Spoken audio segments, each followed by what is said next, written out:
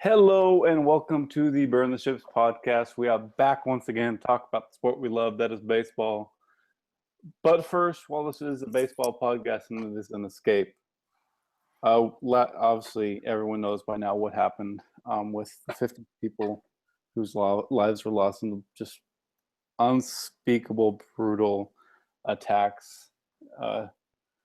And just there's so many things that could be getting into in that, but I mean, this is one thing I was talking to Justin about before the show, and then yesterday is just like some of the things that have come out since with like Donald Trump, and it gets into, I mean, just obviously it's complicated in the sense that with it's been a very ugly political season with everything going on, but we're in the type now where, I mean, just my background, I come from white middle class family, very like Republicans and all that.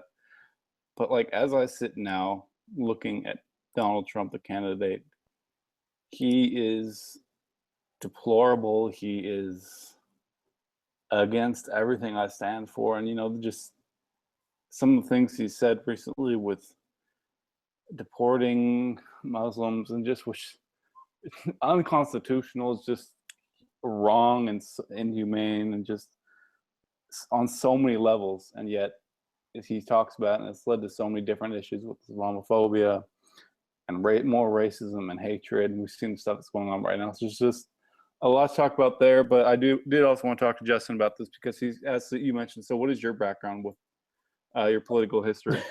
Okay, so you and I are not much different. Well, before I get started, I do want to say, I know it sounds very cliche, but thoughts and prayers to the people in Orlando.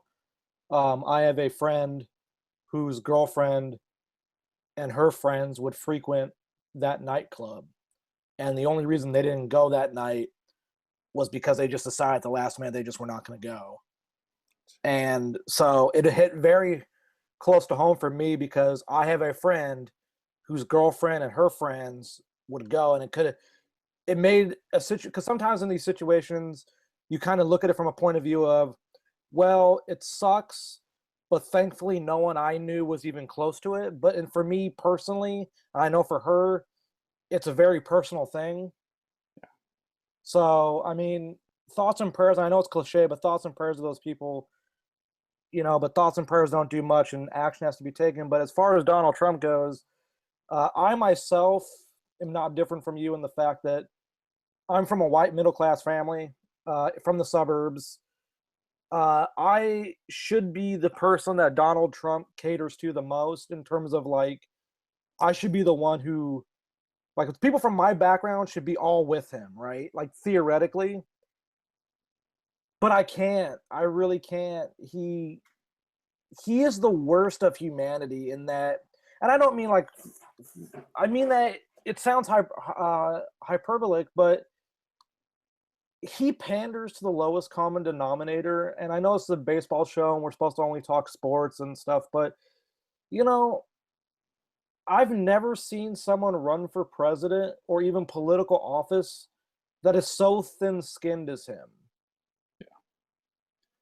And the shots he takes, he preys on fears. He's a fearmonger, and that's my problem with everything is he preys on your worst fears and he brings them to life. He's the boogeyman. Mm-hmm. In walking form, Donald Trump is the boogeyman, and there's a certain classification of people that have bought into it.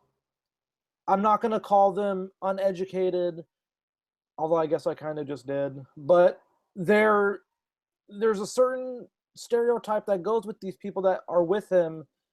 And it bothers me because he's trying to put a divide in the country that has been like, this divide between people in the country has been trying to be slowly eroded away. And he's trying to build a metaphorical and physical wall between people. Yeah. And I don't mean to say it like this, and I really shouldn't say it like this either, but I do judge people who are going to vote for him. I don't normally judge people. I really don't care what people's beliefs are. And, I don't care about people's sexual orientation, religion. I don't care. Like, I really don't. It doesn't bother me. But if you like, I judge people who vote for him. That's just my personal belief. And I'm a registered Republican, and I won't vote for him. It could be Donald Trump running unopposed, and I would vote for. I would literally write in a candidate. I wrote in a candidate during the primary. Yeah. I'm just so many things you said with that, because like the fear mongering, and I think we've both written about Trump, and it's just obviously come from sports background, but just when you have a candidate like this who his entire campaign is built on fear mongering and just building that up, and because of that fear mongering, people aren't rational, and it blossoms more hatred. It rips away at like diversity. It rips away at being at togetherness of the country. It tears people apart. You see more hatred. You see more anger. We've seen it across the country, and as much as I hate to say it, it's going to get worse. And it's just, at some point, people have to realize that, you know, the whole "Make America Great Again" thing is just bullshit. Like, the only way we can get better is if people are actually together and a collective society. But when you try and divide them, saying, you know, we're going to ban Muslims, we're going to build the wall, like, it's just completely the opposite direction of what's supposed to be happening. And the other thing you mentioned is like how you don't mean to judge people, but with Donald Trump voters, you do. Like, so I've had a best friend since like the second, third grade. He's like a brother to me through thick and thin, but like, so he's all in on voting for Trump. I mean, like, he's still like a brother, but it's just like, what the fuck? Like, I don't understand how you could possibly vote for this person. Yeah, like I try to understand it because that's the one thing I try to do a lot of the time is, and I don't do it all the time, but a lot of the time I try to understand where the thinking of someone comes from. Like, what would make someone want to vote for Donald Trump? Then you hear the things like, well, he has no political background, so that makes him uncorruptible. It's like, no, not really. And the fact that someone doesn't have a political background should be like a big red flag. But yeah, it's like he reminds me, and it's kind of funny because he reminds me of one of those the TV evangelists. Yeah. Like who like they're like soothsayers, you know what I mean?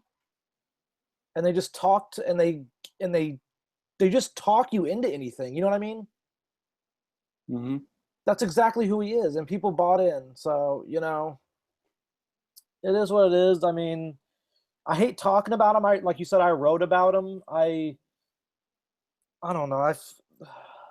It's just bad. Like, it'll be bad with him, and I think it'll be bad with him in a way that we haven't seen in a while. I think there will actually be riots if he gets elected. I guarantee it. I hate that. And I won't blame the people that are going to riot. I really don't. I mean, yeah, like the problem is, and I have no problem even saying it, is he only gives a shit about white people, but he only gives a shit about rich white people. Yeah. And it's like like you can't win like that. I don't think he's gonna win. But the worst thing that happened was Hillary Clinton went down to his level, and I don't like her either. But the worst thing that happened was Hillary Clinton went down to his level on Twitter. It's like, first off, why would you even try to have a Twitter spat with somebody who you're running against for literally the highest office in the United States, and you're having a Twitter war with somebody? First off, that looks stupid. Secondly, you're not going to win that war because nobody does. Yeah. Like, you're not going to out Trump. Like, that's what it is. I don't know how we got here as just with this 2016 election. I don't know how it got this messy, but it did. Oh, you know why? I have a theory on that. Why? I think people originally started voting for him as a joke. And then I think the more he talked, people were like, you know what? Maybe he's not a joke. And they bought into it more. I mean, it's possible. And like the whole idea that he says things that people are too afraid to say, there's a reason people are afraid to say things, because either A, they're flat out wrong, or B, they're wholeheartedly racist. Yep. And it's kind of, I mean, just because listening to some of their stuff, it's like at first, so, I mean, this is from people who at first bought into him, then did, because at first they're like, you know, I think he's just coming off the wrong way, you know, being misquoted. But as things went on, it's like, shit, this guy might actually be racist. Yeah, there's no might, you know. Yeah. But it's, I don't even mean to laugh. It's just, yeah, you know, it's just ridiculous. Yes, but I mean, obviously this is a sports show, but like a baseball show. But we really, because like it got to the point, just the devastation that happened. Just it had to be talked about. So and we did. Yeah. Yeah, So we need to move on a bit. Like I could talk about this all day, and that's the sad part. Is like I don't want to talk about them, but I have to. we don't have transition music, but we're just going to say transition music and transition to baseball. And obviously, this happened a while ago, but suspension just came down. And just okay, so we have the Manny Machado and Yordano Ventura incident. And if you, I think if you haven't seen the video by now, I'm not sure why you were living under a rock, but you should have seen the video. But Justin, can you explain this to me? Like, and this is before we even get to the beanball thing. So a position player gets suspended 4 games, so he's going to miss 4 games. A pitcher gets suspended 9 games, and really, because he's a starting pitcher, he's only going to miss 1 because the other games he just sits around. How does this work? How does this happen? It doesn't. It really does. Like, here's the thing. Manny Machado is so infinitely more valuable than Yordano Ventura. It's absurd that the fact Machado will miss 4 games. Now, in the grand scheme of things, 4 games out of a 162 game season doesn't really matter. However, when compared to a guy who starts every 5th day, missing only 1 start, it matters. Now, for the Royals, the fact that the bigger punishment for the Royals might have been just don't suspend Ventura at all, make him pitch more. Like, there should be a rule where if a pitcher gets suspended for something like that, they should have to pitch like 3 days in a row. Yeah. I don't know. Like, it's just weird. Like, the entire situation was weird. It's like, I get why Machado got suspended. I do. Like, look, you can't run on the field and punch somebody. Like, that's just, I mean, it's like common sense, like you can't run out of the batter's box and haul off and sock somebody. Now, he was provoked into doing it, but at the same time, you still can't run up and punch somebody because quote unquote violence never solved anything. So I get why he was suspended 4 games. I don't get why Ventura was only suspended 9, technically 1 start, because he has a pattern of this behavior of hitting people intentionally. Like, when that report came out, the article, what was it, like the day after, about how Jeff Passan Ventura wrote it. What happened? Jeff Passan, I think, Yahoo Sports wrote it. it. Yeah, where he wrote, like, Ventura was in the locker room before a start, talk about how the next time he faces Jose Bautista, he's going to drill him intentionally. And Royals players were, like, rolling their eyes, like, not again. It's like, when your own teammates, like, excuse my language, when your own teammates fucking hate you, that's a big sign. Like, Salvador Perez, when Machado got beat, Salvador Perez did not try to stop Machado. He didn't give a shit. Yeah, I mean, and that tells you, like, it tells you that I think the Royals were at a point where it was like, hey, if someone beats the shit out of them, maybe that'll stop things. Yep. I mean, sad thing is, like, yeah, we were hoping. I mean, not we, but I mean, like, the Royals players are probably hoping, the Royals in general were probably hoping, like, after this incident, all would have been fine. But immediately after, in the interviews, the night after, or hours after, the night after, and a week after, no remorse for Ventura. He just, I mean, he showed immaturity and just not really caring what he did or showing any responsibility for it. He doesn't give a shit. He doesn't. He really, like, here's the thing. I think the problem for Yordano Ventura was he came on at such a young age on a big stage, and he thought he was the cat's meow, which he was. 2014 when he was really good. And I think that was the problem. And look, everyone handles the stage differently. And I don't care how people handle the stage, to be honest with you, because everyone's different. I don't, like, from Yasiel Puig to Mike Trout, from Bryce Harper to Mike Trout, like, people are going to be different in how they react to things. Some guys are going to be exuberant. Some guys are going to be, like, very introverted. It's just how it is. Like, but there comes a point in time where you can't drill people intentionally, no matter how much they hurt your feelings. Yep. Like, I don't care that Machado stared down a fly ball to left field. What I care about was in the second inning, Ventura threw up and into him twice to start the at bat. Then Machado flies out and stares at the ball. They both exchange words, whatever. That should be the end of it. You exchange words, that should be the end of it. Don't fucking throw at the guy the next time up just because you're sad you're getting murdered on the mound. You know, it's a chicken shit thing to do. It was the hardest thrown ball he threw all night. He threw it directly into him. He didn't give a shit. If he would have broke his rib, fractured something, he wouldn't have cared. You know, and this entire macho bullshit about how I got my feelings hurt, I'm going to throw a projectile at somebody. You know what? I've seen pitchers celebrate the dumbest shit on a mound. I don't care that they celebrate. But here's the thing. Pitchers can't get mad at batters for celebrating things and then celebrate shit themselves, because what's to stop a batter from chucking a fucking bat at them? And the outrage would be the batter can't do that. Well, you know what? If the pitcher can throw a ball, the batter can throw a bat. Yeah. And it's just, I mean, because you mentioned with how Ventura threw like a 98, 99 mile per fastball, and because Ventura has no control right now. He threw a 99. That was the speed on it, 99. What happens if he slips a bit and it hits Machado on the head? Machado goes down. Who knows how serious of an injury that could have been? He could like be Ryan Vogelsong. Yeah, like Ryan Vogelsong. Could be out for weeks, could be out for months, could be out for a full year. It could damage him long term. Tony Canigliaro, yeah. But because of baseball's unwritten rules, which are all about how, you have to get vengeance if a guy shows you up or if he looks at you the wrong way. So that gives you the right to throw 99 mile per hour fastball at him, like where you could seriously put his career and life in jeopardy. It's just so ignorant. It's just so much bullshit. But yet, unwritten rules. Yeah, that's what I don't get is like the whole unwritten rule aspect of things. It's so stupid. Like, I've never understood intentionally trying to hurt somebody, because I don't care what anybody says. You can try to tell me with a straight face all you want. Ventura wasn't trying to injure him. But let's think about this rationally for a second.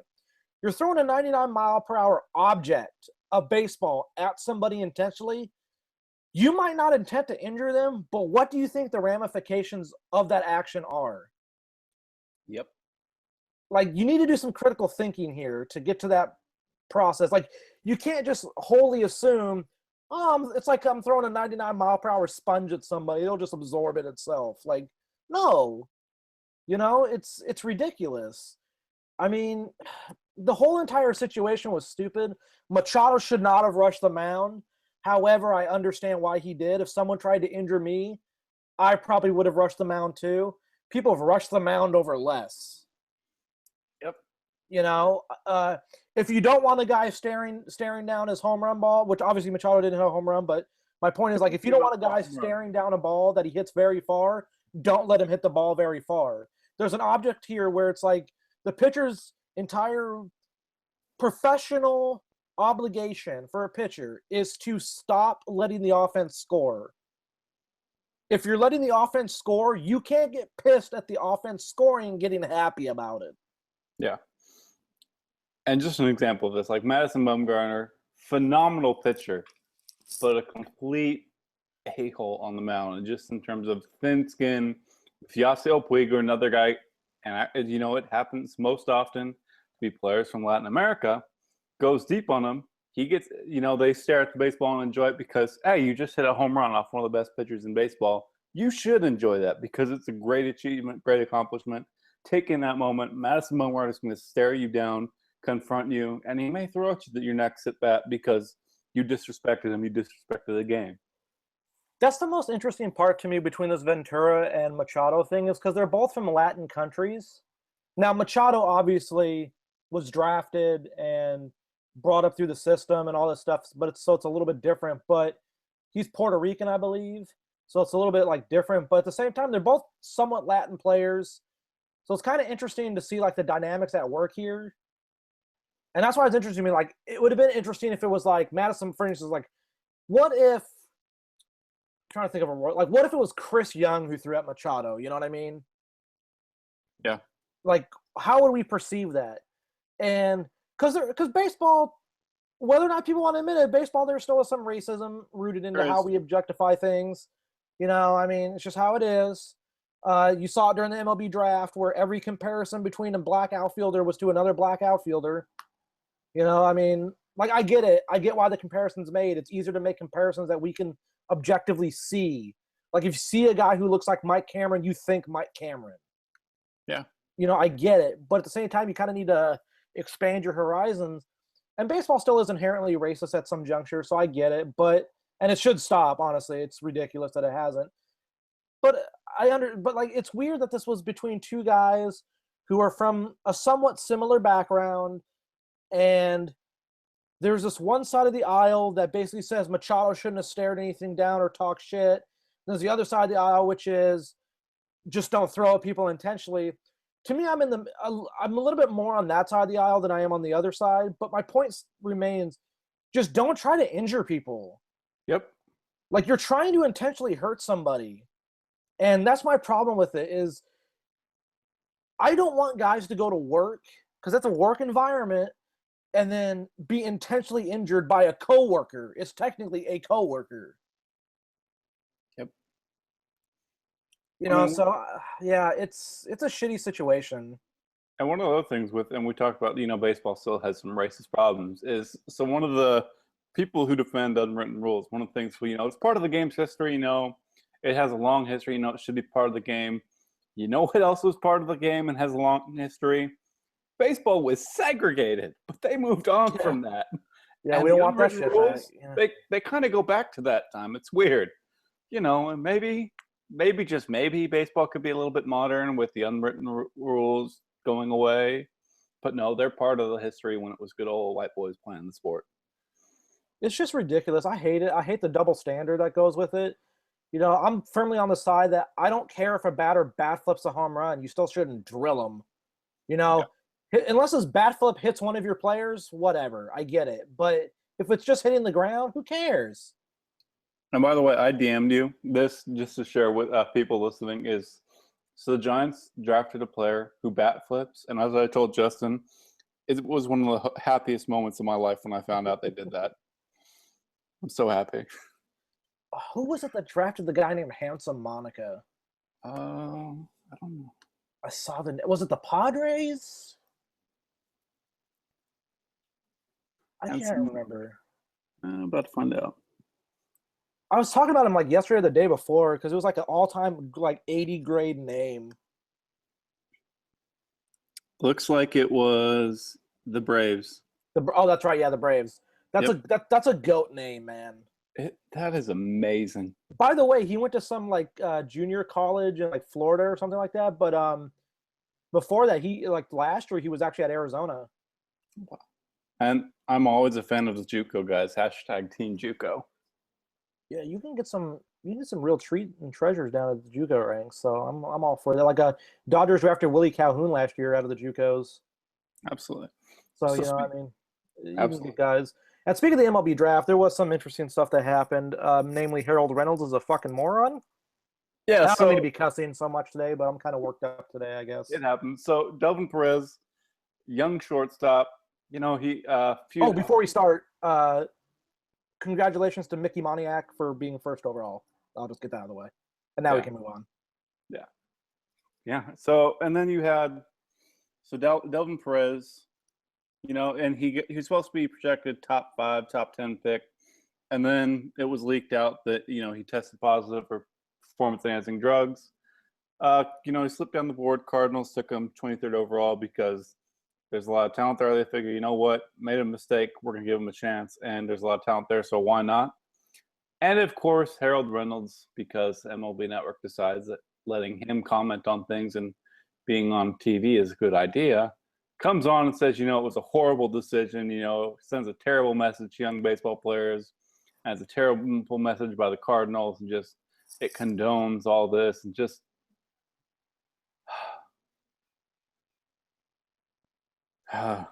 yeah. Your exasperation kind of sums it up. It's Harold Reynolds, the guy who says at the age of 20 is the same as 21, which was a real quote that he gave on draft night. when he talked about who is it? Kyle Lewis of Seattle, who got picked by Seattle, 11th overall, said something like to the effect of, "What I really like about him is that he's 20, and most guys are 21 at his age." It's like, oh, okay, that makes sense. Fucking moron, And Harold Reynolds, the guy who was effectively fucking terminated over sexual harassment allegations from ESPN, coming out on the moral high ground of anything really grinds my gears.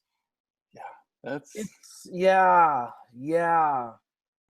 Especially when he loves David Ortiz, which I have no problem with performance enhancing drugs. I'll just get out of the way. I don't give a shit. Delvin Perez is 17. 17-year-old surefire guy to stay a shortstop who could have good offensive potential is a top 10 pick in the draft. The fact he went to 23 over performance enhancing drug use, possibly, is kind of bogus to me, considering he's still 17. Are we really judging people at 17 now? When it comes to the draft, like, that's kind of weird. It's like, I get it, but yeah, I'd still take him. I thought the Dodgers should have took him at 20. I thought the Angels should have took him at 16 over Matt Theis, whatever the fuck his name is. Angels still should have taken Blake Rutherford, but whatever. I'll save that for another day. I'm still cussing up a storm. I'm sorry, but yeah, it's the double standards here with Harold Reynolds are just ridiculous. He's the worst. He is the worst. He's the same guy who on draft night asked a serious question in a serious tone. Serious question, serious tone. Asked, the more picks that you have, do you get more scouts? Oh my goodness. If he's employed and he's probably making a big paycheck because, oh my goodness. Like the crap that comes out of his mouth. Like, I wonder how, because here's the hypocrisy of everything, okay? When Ivan Rodriguez came to the podium to deliver the pick for, I believe, the Rangers in the second round, right? And Harold was like raving about Ivan Rodriguez's career and all this stuff. I wonder how Harold felt about Ivan Rodriguez, somewhat in a roundabout way admitting that he took performance-enhancing drugs when he played. Because I bet you he loved him. Yeah.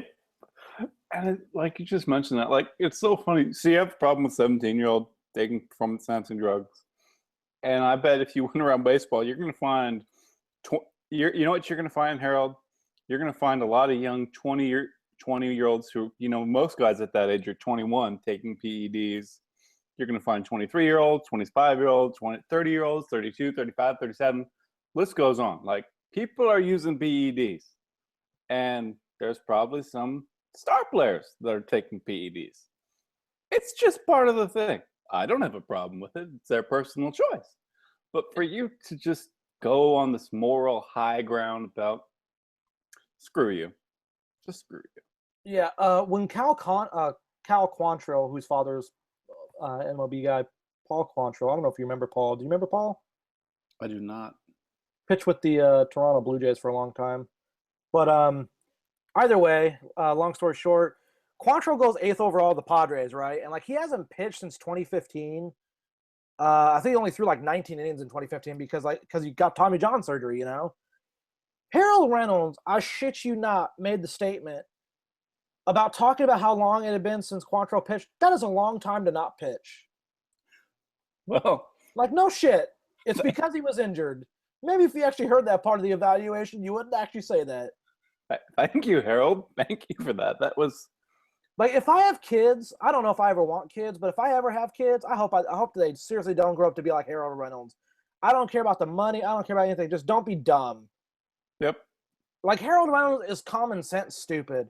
He's the same guy who didn't understand how pool restrictions work for draft pick like money. Like, because when the Red Sox picked Jason Groom, he made a comment of like, this is the one team that could sign this guy because they have the money, draft pool or not, to sign him. And Jonathan Mayo sitting right next to him and goes, no, that's not how that works. What? Yeah. Yeah. Oh my goodness, Harold. I don't understand you, but yet you're one of the top guys for MLB's draft coverage. And just MLB, because I know you're trying to get your ratings up for the MLB draft. I would start by getting rid of Harold Reynolds. Might be somewhere to start. I don't know. Yeah, it's going well. It's really going well. Yeah. So, I mean, I think we've ranted a lot. So we're going to talk about some positive stuff. Oh yeah, I need positives in my life. Oh my god, I need positives Matt in my life. Shoemaker, who his Yes. last 5 to 6 starts. Tell us about the Shoemaker. Okay, so it's really weird because actually Fangraphs, there was an article on Fangraphs today by Jeff Today. Sullivan, which I've been meaning to write about Shoemaker. Problem that I have is I'm lazy, and I'm already working on a Derek Jeter and Mariano. Sorry for that sound of a bus going by, but I'm already working on the Mariano Rivera and Derek Jeter overrated piece. And I'm at 7,000 words basically already. So I took 2 days off because I needed to get my thoughts together and do other crap. But I got to finish that today, tomorrow, whatever. It'll be out soon. But I was going to write about Shoemaker's recent starts because it's been very interesting. He went, I believe, what was it, 48 strikeouts in a row without walking a batter. Wow. 48, which I believe is third most all time behind Kurt Schilling and Pedro. I think it might be Pedro, which is ironic in a year with Clayton Kershaw, who's 122 strikeouts and 6 walks, that it was Matt Shoemaker, not Clayton Kershaw, that actually holds the record for most strikeouts between walks. But Shoemaker's been good, and it's been awkward good in like his first 7 or 8 starts was really bad.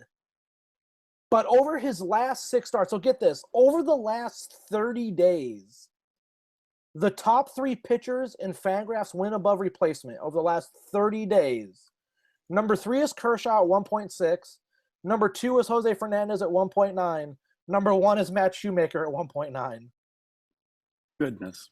And just for anyone, yeah. Like over the last 30 days, Matt Shoemaker's been better than Clayton Kershaw, which is not a phrase you should ever hear in your life. For anyone listening, if you go to the bar tonight or tomorrow, throughout the question over the past 30 days, who's been the best pitcher in Los Angeles, and you'll win a lot of money. You really will. You'll win a lot of moolah. The thing with Shoemaker is he's doing it with a lot of splitters, an exorbitant amount of splitters. He's throwing more splitters than he's ever thrown. I think Jeff Sullivan said over the last month it's 44% splitters, and the second place is Nathan Eovaldi at 28%. But before that, Shoemaker was only throwing like 12% splitters, and splitters is the best pitch. So it makes sense that if the more you throw your best pitch, the better results you get, right?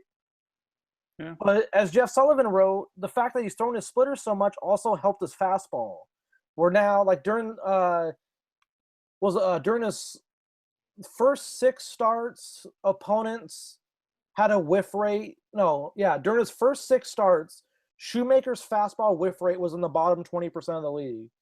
But during these 6 starts now, his whiff rate on the fastball is in the top 3% because he's throwing so many splitters that guys aren't expecting fastballs, and they're getting fastballs and missing. Wow. So it's really interesting, like what he's done. He's commanded the strike zone very well, very well. It's been rather kind of fun to watch him, to be honest with you. I feel like the thing with him is I'm trying to think of like how to put it into words. His ability to now miss bats is really prevalent. Over the last 6 starts, his first strike rate is 72.5%. He's getting ahead of batters really fast. It's the 4th highest over that time. But over that time, he has an 18% swinging strike rate, which is the highest in baseball. So it's pretty ridiculous. Like, you know what I mean? Like, it's kind of crazy. Yeah. Let me throw something out to you. All right, go ahead. All right, so the Angels right now, there's still some issues there. So 27-36. So if things continue to go bad, they remain under 500 going into July. Shoemaker continues to be obviously not the best pitcher in baseball, but very, very good. Considering the farm system, do you trade him? You put him out there. Here's the thing that's really awkward with him, because this is like a loaded question. He's arbitration eligible starting after this season. So the next 3 years he'll be ARB, 2017, 18, 19, he's ARB eligible.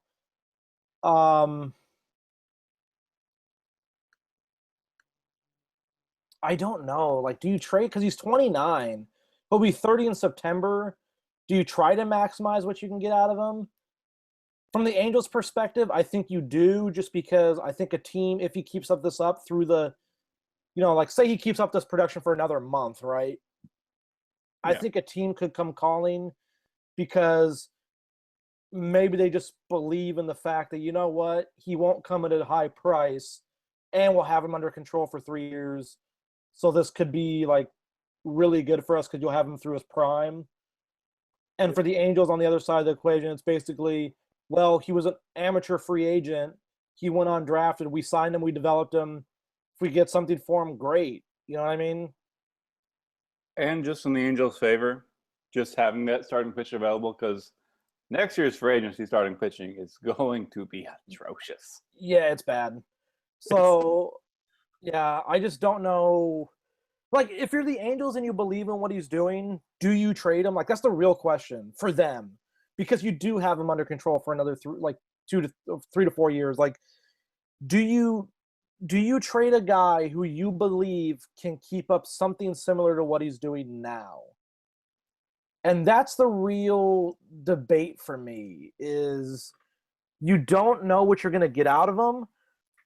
But at the same time, if you're a team that is hurting for pitching like the Angels are themselves, do you trade them? I don't think so. Let me ask you this. I mean, like, think about it like this. During this 5-game stretch, during just the last 5 games, Shoemaker has lowered his ERA from 8.49 to 4.76, lowered his FIP from 6.02 to 3.40, and raised his strikeouts per 9 from 6.67 to 9.26. I don't believe people understand how difficult that is. Over his last 5 starts, he's thrown 37 1/3, given up 11 hits, 1 walk, 47 strikeouts. Wow. Yeah, it's pretty ridiculous. And that's the thing that I think people need to realize. And I don't know if the Angels can find something better out there in terms of prospects. I don't know what they would get. I don't think a team would give them much outside of maybe like a C+, B- guy, you know? See, I feel like maybe you could get a big guy, because if Oakland decides, you know what, we're better off keeping Sonny Gray, trading him in the offseason. James Shields is already traded. Cleveland's not going to have any of their guys available. So, like, you're looking at a cost-controlled guy. He's still in his prime. And the Angels, like, I mean, what does Matt Shoemaker do for them? Like, even if they get C.J. Wilson back and all that, they're not going anywhere this year. Yeah, they're not going anywhere. So, what do you need him for when this is probably his peak level? That's the thing, is I think, like, here, like, that's the conundrum for the Angels, is you're not doing anything this year, but what about next year? And I think that's why they would hold on to him. Although at the end, I think they could move. Like, if he keeps this up to like around a couple days before the trading deadline, and they decide, you know what, we might move him. It depends on what they get offered, because if they believe in him carrying that type of stuff through the rest of the season, moving him in the offseason might prove to be easier. Yeah. When people really do see how bad this pitching market is. Because I think it also depends on if Julio Teheran gets moved, if Rich Hill gets moved, like you said, Sonny Gray. I'm blanking on somebody's name. Jeremy Hellickson. There's somebody else that I was thinking of the other day. What was his name? Oh, Andrew Kashner, if he gets moved. Tyson Ross, maybe. Pineda could get moved. Eovaldi, possibly. Eovaldi could get moved. Any of the Tampa Bay guys, outside of Smiley, of course. If the White Sox fall, like, for instance, if by the All-Star break the White Sox are 10 or so games out, maybe they move Quintana. or even maybe Sale. Maybe if the team blows them out of the water for Sale, it's really interesting to see. No one's asking for anything from the Twins. I'm sorry, Twins fans. Yeah, it's going to be interesting. I don't like Shoemaker won't be the best prize on the market, but it also depends how he does from here on out. No. And for instance, when's his next start? His next start is Friday night in Oakland. Then after that, it's at Houston in the afternoon, and then versus Houston at home at night. That Houston afternoon start might be the one that dictates what his potential market might be. Because that's a very unforgiving environment, especially during the daytime. And he has had problems with the home run ball early this season. Lately, he has not. But it'll be interesting to see. Hashtag Tim Lincecum also pitches Saturday night in Oakland, by the way. Saturday afternoon in Oakland. Tim Lincecum threw a gem in AAA. That's what I heard. I didn't see it, but I heard. It's scheduled to start Saturday afternoon in Oakland against what's his name, Manea. Speaking of trades, so probably one of the biggest names will be available and likely moved because Milwaukee Brewers ain't going nowhere fast. Jonathan Lucroy, he's back to putting up great numbers. Best catcher in baseball. Yeah, best catcher in baseball. I mean, and catchers By the way, real quick, you know what amazes me about the Brewers? They're only 3 games under 500, but in that division, you might as well not be anything because of that. But how? Here's the crazy part for the Brewers. Okay, they're 3 games under 500, but they're 4.5 out of a wild card spot. I don't think people realize how bad the National League wild card spot is. The Mets, who hold the second spot, are only a half game behind the Cardinals, who hold the top spot. But from the Mets, you get 2 games back, you get the Dodgers. 2.5, you get the Marlins and Pirates. 4.5, you get the Rockies and Brewers. 5.5, you get the Phillies. 7.5, you get the Diamondbacks. That's a bad race. Yeah. Now, the American League's not much better because the Angels are only 7 out of the American League, and that tells you how bad the American League is, but you know what I mean. Yeah. But going back to the Lucroy thing, yeah. Yeah, so one of the things we're looking at before the show is looking at teams that need a catcher. So, I mean, we got obviously teams that stand out. Texas has been mentioned before, although they're, in terms of a WAR by Fangraphs, their collection of catchers is 4th. Yeah, the problem is, though, they're relying on Bobby Wilson putting up unsustainable numbers, Brett Nicholas unsustainable numbers, Brian Holiday. I don't know what you're going to get out of him going forward. That's all I can say about Brian Holiday. Robinson Chirinos might as well just not exist. But yeah, that's the thing. The Rangers make sense. Yeah. Yes, I mean, Rangers jump out. I mean, you have Indians jump out. Blue Jays could be a catcher. And that's the problem with the Blue Jays, and this is the problem with the Blue Jays, is they owe Russell Martin money. Yeah. And I don't know. I think Russell, what's he getting, like $20 million a year? Oh, I didn't realize it was that bad. Oh my. Yeah, he's getting $20 million a year through 2019. Oh my goodness! What did you do, Toronto? 5 years, $82 million. This year he's getting 15, 17, 18, and 19. He's getting 20 apiece. So yeah. Oh my goodness. Yeah, that's the problem with the Toronto aspect of things. So I mean, think about it: Rangers, Indians, Mets, White Sox, Dodgers ish. The one team that I did find interesting in a discussion that I saw online one day was the Red Sox. Yeah. Like, they have the pieces to get it done. Yep. Do I think they'd move Moncada for him? No. But I think they'd move Devers for him. Yeah. I mean, what does Milwaukee need the most long term? I don't think they're looking for anything as much as they're looking for just talent. And I think they're in that mold of, like, a lot of teams, like the Cubs before them, where it was just give us all the talent we need, we'll figure it out later. Like, because remember how the Cubs got blasted for taking what's his name, Schwarber. I had to think about his name. Yeah. Because he can't play catcher and they already have all these other guys. It didn't matter. They found a spot for him. Right now, their top 10 prospects are what? A shortstop, an outfielder, a pitcher, an outfielder, a shortstop, a pitcher, a pitcher, and a first baseman catcher. And then whoever they drafted this year, who they drafted this year? I can't recall. Dude, I don't even remember my own name sometimes. Yeah, I'm blank. All right. So Corey Ray, the outfielder. So yeah. let me throw something out there. Okay. If you're Milwaukee, now, mind you, to keep in mind for people that might be listening, if you're trading for Jonathan Lucroy, according to Cots Baseball, his club option for next year is $5.25 million, which might be one of the most biggest bargains in baseball at this point. Yeah. So go ahead, because I had to throw that out there so people at least understood. I mean, I'm gonna say I would be looking for something like if you could get Devers, and honestly, I'd be asking for Sam Travis, first baseman who is going to be out for the rest of the year with the torn ACL, but get him back and he could be a year away for you from Milwaukee at first base. Yeah.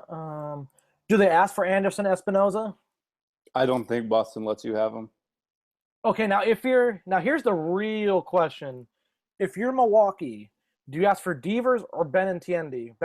However the fuck you say his name. I mean, I'm gonna ask for Benintendi, but I think Boston's gonna laugh at you. See, because there's been prevailing talk that Milwaukee could possibly get an A and a B plus for him in terms of prospects, but I don't know what that could be. Like Devers and Sam Travis. Devers and Travis makes sense. Henry Owens, if Boston's willing to do that. Would you rather have Henry Owens or not compensation pick or one of the middle pick? I forgot what the name is for them picks that can be traded right now. Talk about Jason Groom? No, not that. Just they're the draft picks that can be traded. Like the competitive balance picks. Competitive balance picks. Would you rather have that or Boston Henry Owens? Have one next year?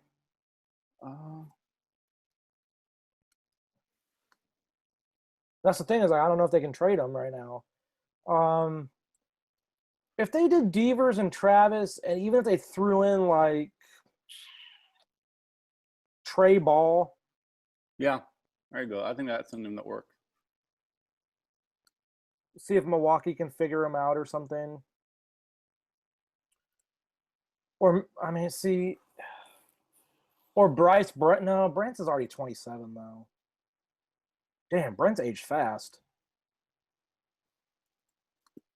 Let's see. Let me just find a hard-throwing pitcher who hasn't worked out, who I can convert to the bullpen. Yeah, that's the fun stuff. Michael Kopech, their 33rd overall in 2014 is out. He's out right now with an injury, I think. So I feel like there's room to work. Yeah, there's room. But what other teams would be interested? So we mentioned the Indians, obviously. Yeah, because they're going to need some offense with Brantley out for who knows how long. Yeah.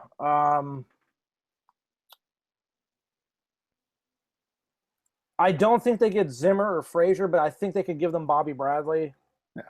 The one concern I have, not concern, but, and this just comes, so Danny Salazar, and one thing Cleveland's broadcasters have talked about a lot is it took him a long time. Oh, actually, never mind, because Young Guns could just be his personal catcher.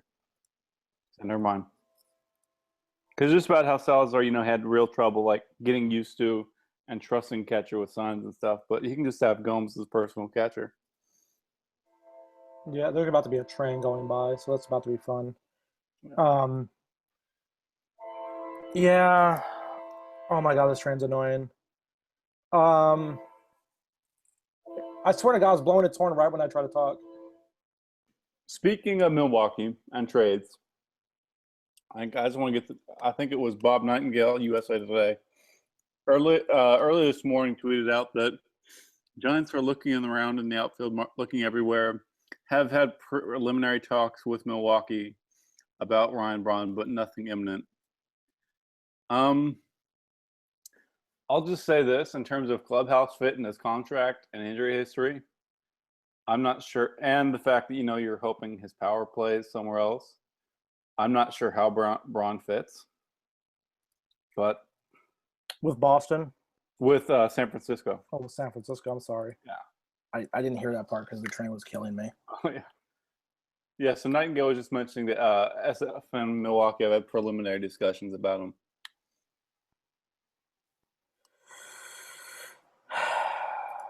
I don't know if he fits into the clubhouse culture in Boston, in San Francisco. I think he fits in Boston because they can get away with not playing him in the outfield some days. Yeah. But in San Francisco, you got to play him in the. He's really not a good fielder this year. That's the problem. He's not a good fielder. Span's still not. So you're going to have Span, Pence, and Braun. Yeah. I don't know. I just don't see the fit there at all. I feel like for San Francisco, you should be. I know they need hitting in that lineup. I don't even know if Posey starts getting it together. Belt's been doing good in health, but I feel like you need a more defensive focused left fielder. Yeah, this trade market is going to be weird. And what would the Giants even give up for him? Like, the only thing I could see the Giants doing is like, okay, we'll eat his entire contract, but you're not going to get much for him. Yeah. I mean, because if you're looking at top prospects, I mean, Tyler Beatty, is that the only guy? Beatty. I mean, I know he's not ever going to be a high-rated prospect, but Clayton Blackburn, despite having a fastball that sits at like 89, 90, he still just gets guys out. He had the best ERA in Pacific Coast League last year. He's been great in his past 4 starts in AAA. Chris Shaw. Chris Shaw, I'm glad you mentioned him. Giants took a chance on him because there were some people that didn't like his hitting mechanics, but he's just raked this year. So I mean, he's a potential guy. Christian Arroyo, and Bickford. I'm just gonna say this: if I'm a team, and just a very small piece, after seeing him a few times, Juan Gregorio, because he may not have a third pitch, so maybe talking reliever, but his fastball slider combo is just nasty. Sometimes that's all you need. Yeah. Like I had a discussion with someone the other day about Kershaw, about how he's kind of like a 2-pitch pitcher now. Fastball slider, and he mixes in the curveball and maybe a changeup every freaking now and then. But he's pretty much fastball slider, but the reason it's so good is he hits the spots. Yeah. So yeah, like I get it. Like if you got two pitches, you can make it work. Especially as a reliever. Do they ask for Phil Bickford? Yeah. I mean, if I'm the Brewers and I'm looking at this from a Brewers perspective and I'm moving Ryan Braun, if San Francisco is not willing to eat, like if San Francisco is willing to eat the entire salary, then I'd just probably ask for one guy. What one guy? I would ask for like Chris Shaw. If I'm eating $100 million, I don't want to give up one of my main guys. I would ask for Shaw, and if they say no, then I don't know. Probably like see, that's the problem. Because if they're not going to give up Shaw, they won't give up Bickford. Let's see. Ty Black. Also got Gregorio. I guess Gregorio is probably going to be a reliever. It's just that's such a long contract to eat, big contract to eat. Yeah, like if San Francisco is willing to eat half. There you go. Yeah, if San Francisco said we'll eat half, then I'd ask for something like a Shaw or a Bickford. Yeah, I can see that. If they eat the whole thing, then you're looking more along the lines of like a Jalen Miller or something. Yep. I think that's fair. And that's what I think it is with like Boston. Like if Boston eats the whole thing, you're going to get like a Devin Marrero out of it, which, yeah, Devin Marrero's good, but you don't really care about Devin Marrero. But I'm out of Braun's contract. Yeah. So, I mean, if they're going to eat half, then you're going to bump it up to like, give me a Brian Johnson or a Michael Kopech or a Sam Travis or somebody, and then we'll just make it work. And if it's like, well, we only want to eat a quarter of the contract, it's like, okay, well, then you're giving us a little bit more. Yeah. So like I think that's the one thing people have to realize. It's not real cut and dry with a lot of stuff. But as Lucroy goes, for Lucroy himself, I like the Dodgers as a fit if the Dodgers can move Grandal on that deal and move Grandal and I'm trying to think of who else. Grandal, De Leon,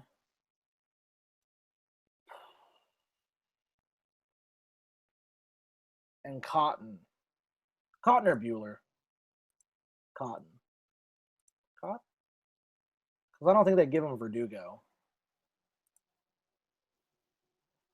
Yeah, I'd take that. Because granted, that's still because I believe in Grandal, and especially playing. I believe in Grandal too.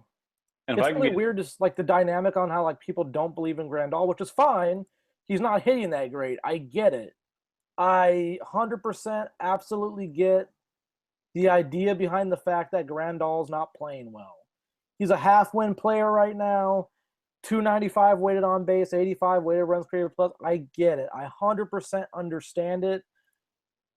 I just think his value is much more than what wins above replacement shows, especially when it comes to framing and stuff like that. So, I mean, another thing you have to remember with Grandal is I believe he's still another year ARB eligible, and he's still 27 going on 20. Like, you're going to get a prime year. Yep. And honestly, if I get a prime year from him, I think his numbers at the plate will inflate in Miller Park with his pitch framing. Come next year, I have another catcher to deal. Yeah, like that's the thing. Like 2012 Grandal was Grandal's best year in terms of wins above replacement. And the thing to remember with that is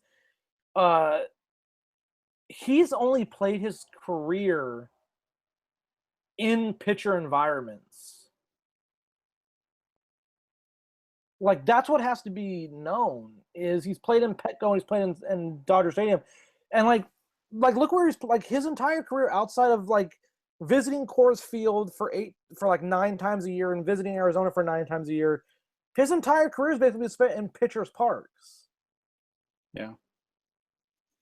And I'm not going to run away at the first sign. Like, I would not deal Grandal right now, me personally, because A, he's 27, B, he's got an easily reasonable contract, and C, I don't believe his offense this year is who he is, because this is his first year with a weighted runs created plus under 100, first year with a weighted on base under 310. This isn't who he is. He walks a lot. Sure, he's striking out a lot right now, but at the same time, you have to also factor in his swinging strike rate is down from where it was last year. He's getting, it is what it is. I think the Dodgers should hold on to Grandal, and I think their plan ultimately is Grandal's our guy, Austin Barnes is our backup, AJ Ellis isn't here next year. Yeah. And that's why, like, when you said De Leon and Grandal, I was immediately hooked. I don't think the Dodgers deal De Leon, to be honest with you. I think what their ultimate plan with him is I think they're going to bring him up as a reliever and save his innings this year. They're going to move Urias back down to AAA, or they're going to make him a reliever, one of the two soon. I already know that. I haven't been told that, but I get the feeling because they're not going to want to overwork him in 1 year, And with De Leon, if you put him as a 7th inning guy, he could be really good. Fastball changeup, that's all you need. For shit's sake, that's all Trevor Hoffman had. Yep. I mean, like, he throws 92, 93, 92 to 94, basically. He can reach 95, 96, but his changeup is pretty much his best pitch. 21 strikeouts, I think, this year, like 11 innings or something like that. So, yeah. By the way, Julio Urias is really good. Very, very good. Over his last two starts, real quick. Julio Urias' last two starts was, let's see, 28 swinging strikes on 82 swings. Brandon Belt had some nice things to say about him too. Did he really? Yeah. He said the movement on his pitch and how he's able to hide the pitch is just insane to hit. He said just makes it so tough. I believe it.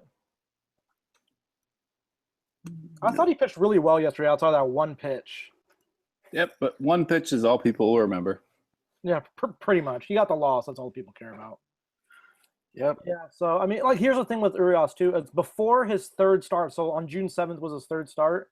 His second start was June 2nd. His first two starts, he only racked up 13 swinging strikes total, and that was in 7 2/3. In each start since then, he's racked up 14 in each start. That's a lot of swinging strikes. Yeah.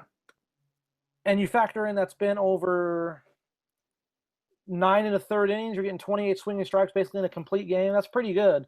Kershaw got 30 in the 8-inning start against the Giants the other night. God, that start was ridiculous. He had 30 swinging strikes, and he only threw 30 balls. It's so ridiculous. Just he's kind of stupid. He is. Like, here, my favorite thing is he's 4.6 wins above replacement. The next closest person at all, pitcher or otherwise, is at 4, and that's Xander Bogaerts. Jeez. Like, the next highest pitcher is Syndergaard at 3.1. And I wrote about the other day on Twitter. I said, Clayton Kershaw has been so good, he's been worth Noah Syndergaard and Jacob deGrom combined. But I guess deGrom had a bad start, I think. Oh, my God. It's just... Did deGrom have a bad start? Did I just not see him? Oh, no, there's deGrom. Yeah, he's worth Syndergaard and deGrom together. Like, think about that. Like, Noah Syndergaard is second in wins above replacement, and you're basically saying the guy above him is so good, he's worth him and another guy who's actually good. I love sports. Sports. Well, there was something else I was going to mention. My mind's in a Giants-Dodgers series. Oh yeah, my mind's in a race from this stupid politics crap. Yeah, my internet's telling me not to talk about politics anymore because this is the one time it's ever crashed. Oh, your internet's crashing? Yeah. Gotta love that. Oh yeah, let's talk Giants-Dodgers real quick though. We'll get this out of the way, then we'll be done. That was a pretty even series. Yep. All three games decided by one run. The final line score, if you were to read the line score for the three games, Dodgers 8 runs, 22 hits, 2 errors. Giants 9 runs, 18 hits, 1 error. That's about as close as you can get. Yeah. The offenses were bad. They were not pretty at all. The Dodgers have a real problem. I'll just leave it at that. The Dodgers have a real problem offensively. And it starts with the guy making the lineup card, but that's just none of my business. So, just overall, before we, get Ed out of here in a few minutes, how would you rate Dave Roberts as manager so far if you were writing a report card? C-. I like the fact that he trusts the bullpen because I think that's like a real good thing for a manager to have. Like, you have to trust your bullpen. I'm interrupting you on this. Go ahead. Bruce Bochy. His bullpen management. Oh my God. It's frustrating. It's very, very frustrating. Like, I don't, maybe it's a combination of part of him not trusting the offense, but it's just, it can't have a situation where you're going to use 5 relievers in one inning. Yeah, that was bad. That 7th inning, man, it lasted 30 minutes. Yeah. Baseball, you want to know why you have your problem? Well, let me introduce you to Bruce Bochy. Like, and I get why he's nervous. Like, the bullpen's under is at -1/10 of a win. They're at a 3.97 ERA. I get it. Like you're kind of like you're worried about the bullpen. They're a middle of the road bullpen. I And he's 100% understand.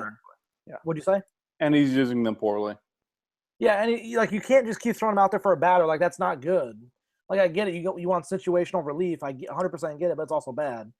The problem lies in the fact that you have to trust your bullpen more. Like the Giants are tied with the Braves for most games by their bullpen at 222. That's a lot of games. Like that's a lot of games because that's a winning team that with that many games. Like the Giants are at 222, the Braves are at 222. The Braves are one of the worst teams in baseball. The Twins are fourth, and they're the other worst team in baseball. And the Diamondbacks are third, and they're a bad team. The team in fifth, that's tied for fifth, is the Angels, who's under 500, and the Dodgers, who are barely over 500. But the Dodgers bullpen's good. Yeah. It's really odd to me, like how much they're using them a lot, and it's gonna kill them maybe later on in the year, or maybe he's just hoping that by the end of the year, roles will be defined, guys will be good, and that's actually one way to keep them fresh because rather than going an inning a night for 2 nights in a row, it's a batter a night. You know what I mean? And just by the way, Bruce Bochy's loogie, Javier Lopez, in 39 batter left in 39 plate appearances against not plate appearances, matchups against left-hand hitters. 10 hits allowed, 5 walks. So, I mean, it kind of defeats the purpose of the loogie, but you just keep throwing him out because he's been your guy, and you don't want to go away from him. Even though, get this, Bruce Bochy, it's going to blow your mind. Hunter Strickland can get both righties and lefties out. Like he's fully capable of it. Did you see the thing that someone posted on Twitter about like the comparison between Hunter Strickland and Craig Kimbrell since like last year? No. Apparently they're really close. Oh, was it posted last night? Yeah, I think so. Why? I might have seen it. Let me see if I can find it. I'm doing up my own thing on Fangraphs. Was right it now. Jacob? Okay, yeah. So over since 2015, Kimbrell's thrown 7 2/3 more. He's almost a full win above Strickland, but Kimbrell's ERA is 250, Strickland's 276. Kimbrell's FIP is 263, Strickland's 278. The difference is Kimbrell's striking out 5 more guys per 9 innings, which is huge. Yeah. But yeah, I think there could be a comparison drawn there, to be quite honest. But going back to the Dodger thing real quick about their bullpen, here's the funny thing. They're third in the National League in bullpen ERA. Wow. They're third in bullpen FIP. They're actually good. Kenley Jansen, outside of the 2 appearances in San Francisco, which he himself said he didn't feel like he had his stuff. By the way, his cutter stopped cutting those 2 games. I don't know if you saw that. Yeah, I saw. It's bad. It was straight, and that's never good. No. And also, someone positive residual on Twitter posted out heat maps where Kenley Jansen from this year compared to last year. This year he's living up in the zone more, and that's not good for him. But what's it called? Kenley Jansen's been good. Adam Liberatore has been good. Joe Blanton's been good. Lewis Coleman's been good. Casey Fiend's been good. And honestly, that bullpen ERA could be lower if, Kenley Jansen was put in critical situations instead of only 9th inning save situations. That is true.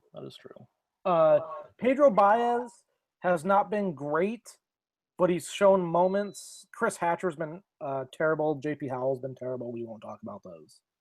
Yeah. So basically, like everyone predicted, with Giants' bullpen being horrible, and no one really gets on them for it, and the Dodgers' bullpen being great, and everyone overreacting to them having terrible bullpen. Yep. Yeah, so feels like people overreacted to that Dodgers bullpen in the one bad series they had. Like they had a bad stretch for about a week where they were just giving up runs, but it was stupid. It was just like the problem that the Dodgers have had is when their bullpen has blown games, it's been against the Giants. Yeah. Like the Blanton home run to Crawford, the last two games are was the Jansen game on Saturday. Those are two big losses because now we're talking about 3 games back in the division. Yep. So they've had their issues. And before we sign off for Burn the Ships podcast, episode 9, I do just want to say, Giants fans, y'all need to shut the hell up about Santiago Casilla needing to lose his job. Just please stop. You're wrong.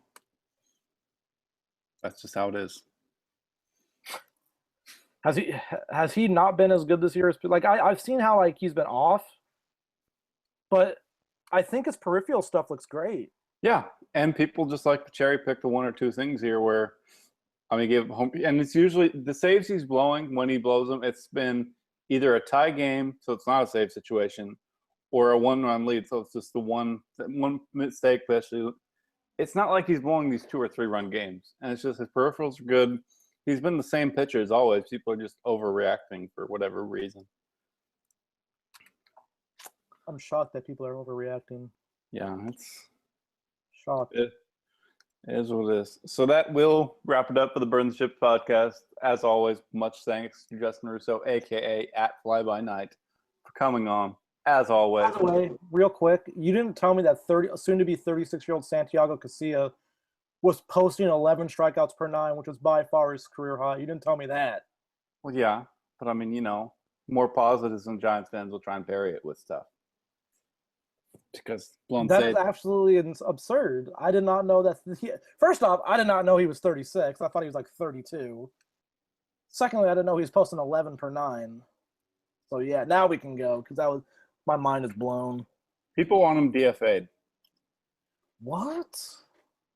Because he can't close and he sucks and all that, so people want him DFA'd. Yeah, that's. And before we get off the air, one last bit of news: Carl Crawford has officially been released by the Dodgers today. And this is just Giants fans speculating, but Carl Crawford and the Giants, it seems like something may happen there. Who knows? Jesus Christ! It would be such a typical Giants move. It would be such a typical Giants thing if they get him for pennies and then he produces. Yeah. So get ready in a few weeks. Carl Crawford's going to be out there in left field, stealing bases, getting on base. It's going to be fun. Embrace the fun. Yeah. And make baseball fun again. # make baseball fun again.